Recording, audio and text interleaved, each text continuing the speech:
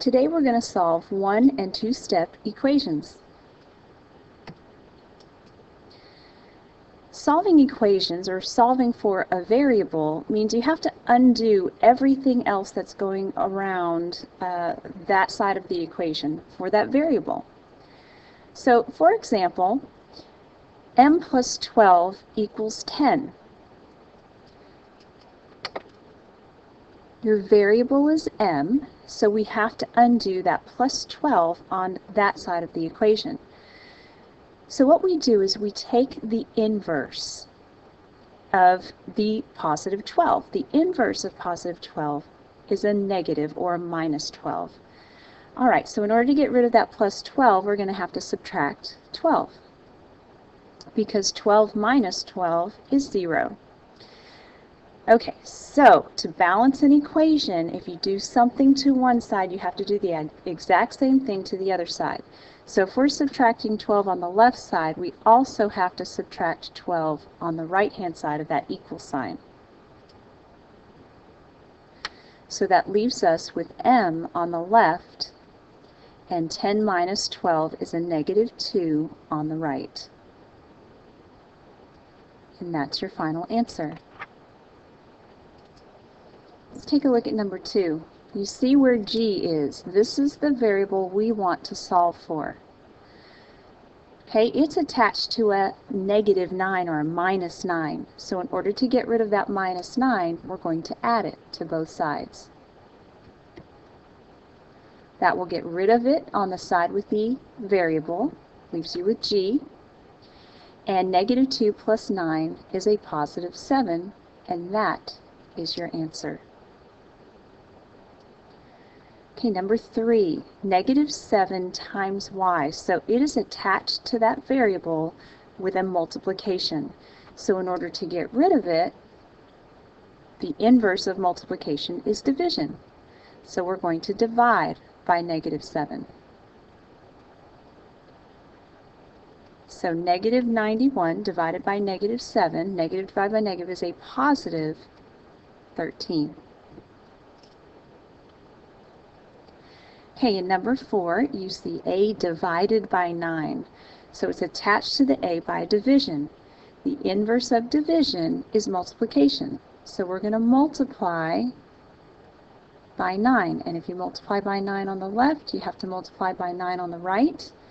So 9 divided by 9 is 1, so that leaves you with 1a, or just a. And negative 4 times 9 is a negative 36. Okay, now, before I move on, I want you to know that you can always double check your answers. So, for example, in number 1, I could plug negative 2 back into the original equation. Negative 2 plus 12, does that equal 10? And in fact, it does. So you can always double check these by plugging your number back in, and I would do that especially for a quiz or a test. I would get in the habit of plugging it back in to make sure to verify you're correct. Alright, let's take a look at fractions. No need to worry about fractions. To get rid of a fraction, you would just simply multiply by the reciprocal. It's that easy. Okay, so for number 5, 2/3 times x equals 10. So since it's bound with multiplication, normally I would say divide by 2/3.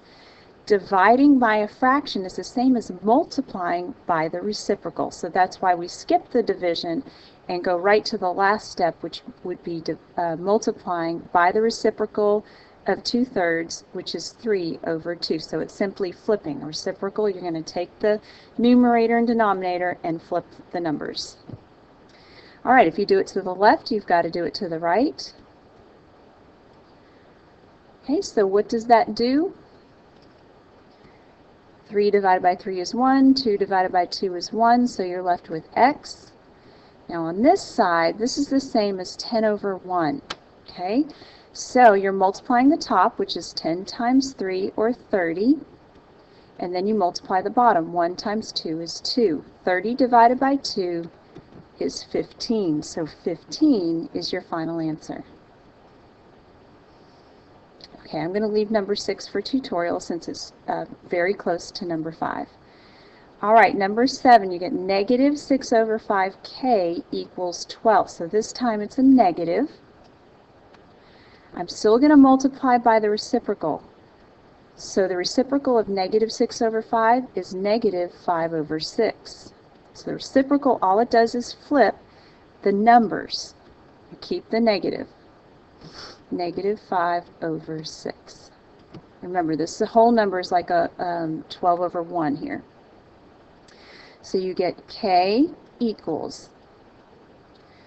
All right, so we have 12 times negative 5 is negative 60 divided by 6, and that is equal to negative 10. Again, I'm going to leave number 8 since it's very similar to number 7. We'll leave that one for tutorials. Let's move on. All right, two-step equations. So basically, you are finding your variable. So here we're going to solve for x. Let me circle it. Okay, we're going to solve for x. So I have to get rid of everything else. What you want to do is undo the addition and subtraction first. That will remove the constant term. Then you can work, and then you're back to a one-step equation, and you can work with what's attached to the variable. All right, so first thing I'm going to do here in number 9, I'm going to subtract 8. So I'm still left with 6x on the left-hand side equals 42. Okay, my next step, I have to get rid of the 6 that's attached to the x. So I'm going to, it's bound there by multiplication, so I'm going to divide it. And 42 divided by 6 is 7. Again, you can double check this. 6 times that 7 plus 8, does that equal 50?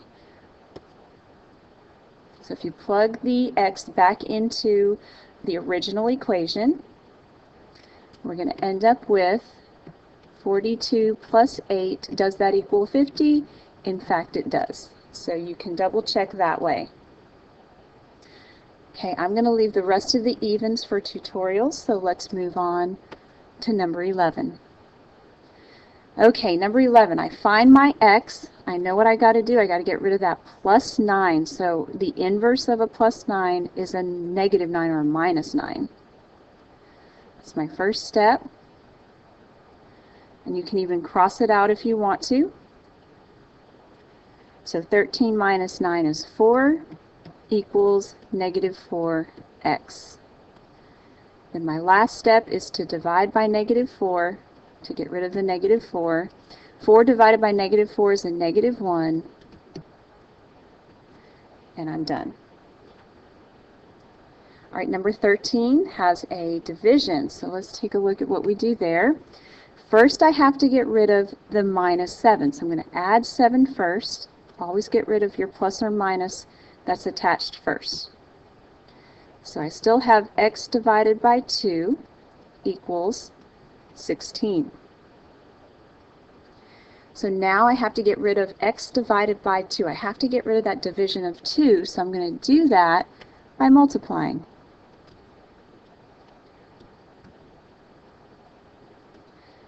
Okay, 2 divided by 2 is 1, so we have 1x, and 16 times 2 is 32. And now I'm done. All right, let's do number 15, and then I'm going to have you try some on your own. All right, I've got that plus 22 I need to get rid of, so I'm going to subtract it. I'm still left with 3/5 times x is equal to 6. All right, I've got a fraction times the variable. So you would divide by 3/5, which is the same as multiplying by the reciprocal.